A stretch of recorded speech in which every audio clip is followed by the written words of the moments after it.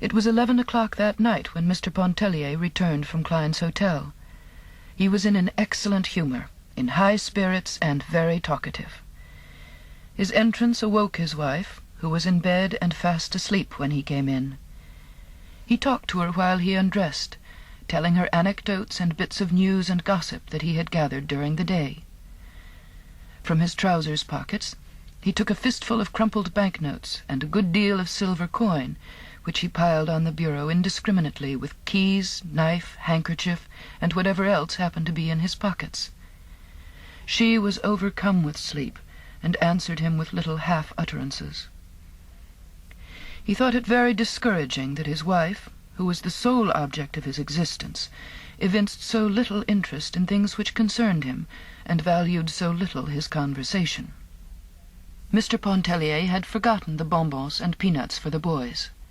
Notwithstanding, he loved them very much, and went into the adjoining room where they slept to take a look at them, and make sure that they were resting comfortably. The result of his investigation was far from satisfactory. He turned and shifted the youngsters about in bed. One of them began to kick and talk about a basket full of crabs. Mr. Pontellier returned to his wife with the information that Raoul had a high fever and needed looking after. Then he lit a cigar and went and sat near the open door to smoke it. Mrs. Pontellier was quite sure Raoul had no fever. He had gone to bed perfectly well, she said, and nothing had ailed him all day. Mr. Pontellier was too well acquainted with fever symptoms to be mistaken. He assured her the child was consuming at that moment in the next room.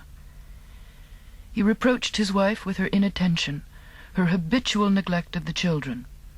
If it was not a mother's place to look after children, whose on earth was it? He himself had his hands full with his brokerage business. He could not be in two places at once, making a living for his family on the street and staying at home to see that no harm befell them. He talked in a monotonous, insistent way. Mrs. Pontellier sprang out of bed and went into the next room. She soon came back and sat on the edge of the bed, leaning her head down on the pillow. She said nothing, and refused to answer her husband when he questioned her. When his cigar was smoked out, he went to bed, and in half a minute he was fast asleep. Mrs. Pontellier was by that time thoroughly awake. She began to cry a little, and wiped her eyes on the sleeve of her peignoir. Blowing out the candle, which her husband had left burning, she slipped her bare feet into a pair of satin mules at the foot of the bed, and went out on the porch, where she sat down in the wicker rocker and began to rock gently to and fro. It was then past midnight. The cottages were all dark. A single faint light gleamed out from the hallway of the house. There was no sound abroad except the hooting of an old owl in the top of a water oak, and the everlasting voice of the sea that was not uplifted at that soft hour. It broke like a mournful lullaby upon the night. The tears came so fast to Mrs. Pontellier's eyes that the damp sleeve of her peignoir no longer served to dry them.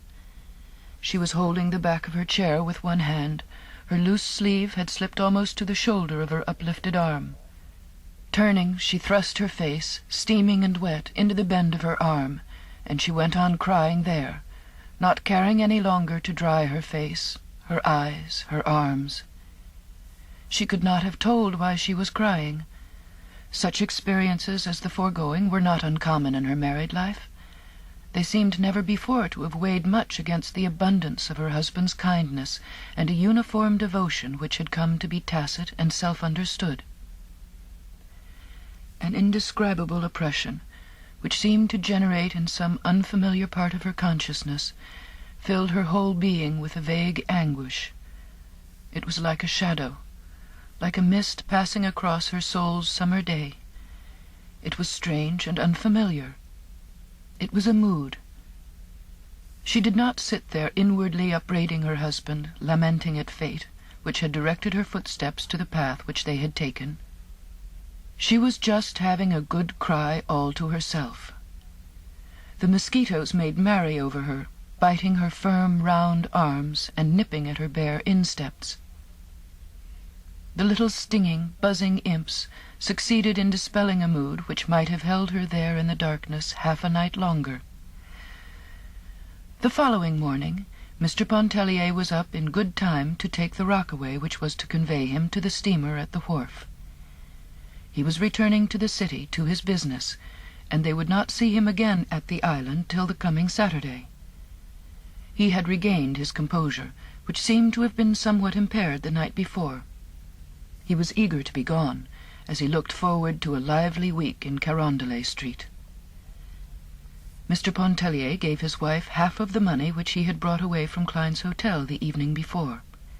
She liked money as well as most women, and accepted it with no little satisfaction. "It will buy a handsome wedding present for Sister Janet," she exclaimed, smoothing out the bills as she counted them one by one. "Oh, we'll treat Sister Janet better than that, my dear," he laughed, as he prepared to kiss her good-bye. The boys were tumbling about, clinging to his legs, imploring that numerous things be brought back to them. Mr. Pontellier was a great favourite, and ladies, men, children, even nurses were always on hand to say good-bye to him. His wife stood smiling and waving, the boys shouting, as he disappeared in the old rockaway down the sandy road. A few days later, a box arrived for Mrs. Pontellier from New Orleans.